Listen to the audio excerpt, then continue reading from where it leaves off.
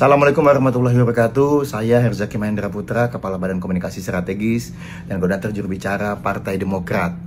Pertama-tama saya ingin mengucapkan terima kasih kepada teman-teman media yang dalam 2-3 minggu terakhir ini rajin sekali mencoba bertanya dan mendapatkan informasi dari Ketua Umum kami, Mas Ahaye, yang hari ini sedang mengemban amanah sebagai Menteri Koordinator Bidang Infrastruktur dan Pembangunan Kewilayahan mengenai isu yang lagi hot nih, ya, isu yang lagi panas, yaitu mengenai pagar laut gitu. Mengapa?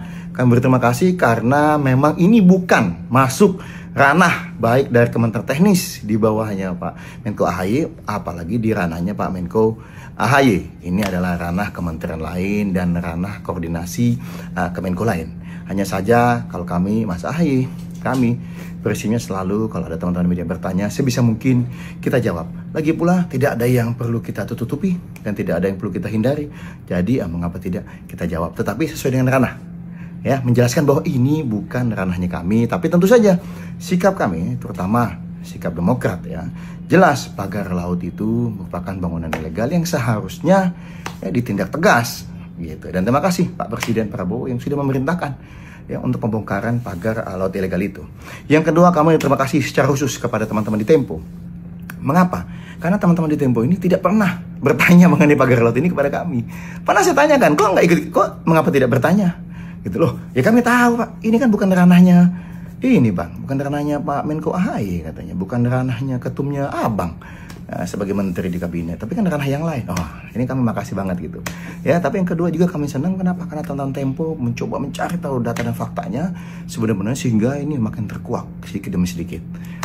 Ya, dan kami senang sekali juga ketika ada yang mencoba mengisukan, loh ini kan katanya ada HGB katanya sudah diterbitkan di daerah pagar laut, yang katanya di daerah pagar laut ya, meskipun masih kita cek kembali. Nah, di HGB yang katanya di daerah yang di pagar laut itu, meskipun ada yang bilang bahwa itu di dekat pagar laut, tapi bukan di pagar lautnya gitu.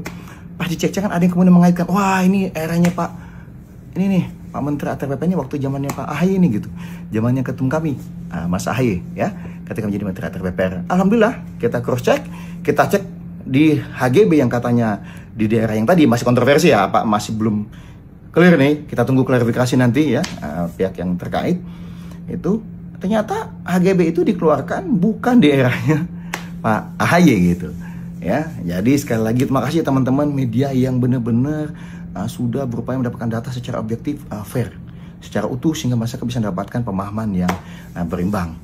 Lalu apalagi untuk teman-teman ya, ini upaya yang secara objektif dan fair ini kemudian membuat ada yang berupaya mengalihkan isu ini kepada Mas Ketum kami, usahanya gagal terus ya, menembus tembok ya, tidak bisa menembus tembok. Kenapa? Ya karena memang tidak ada kaitannya dengan Mas Ketum kami. Makasih teman-teman media.